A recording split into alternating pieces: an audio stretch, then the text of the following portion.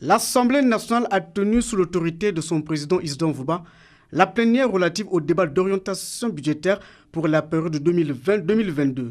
Ce débat qui ne donne droit à aucun vote vaut tout son pesant d'or car il permet au gouvernement et à l'Assemblée nationale de participer au processus d'élaboration du budget de l'État exercice 2020. Pour ce débat, les députés ont déploré la non-transmission par le gouvernement de l'accord Congo-FMI et la transmission tardive d'outils de programmation comme le cadre budgétaire à moyen terme et le cadre de dépenses à moyen terme. Pour l'année en cours, on a été peut-être un peu handicapé par ces longues négociations.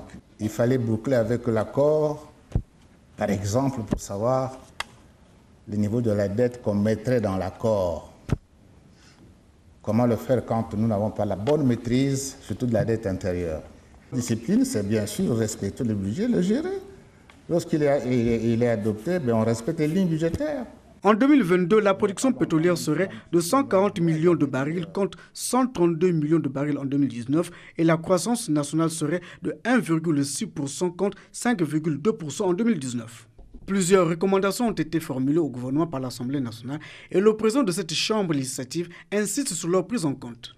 La Commission dit que les précédentes recommandations n'ont pas été prises en compte dans le budget exercice 2019. Bon, j'espère que ça va plus se reproduire. En tout cas, c'est le souhait ardent que j'exprime ici de manière la plus solennelle qui soit.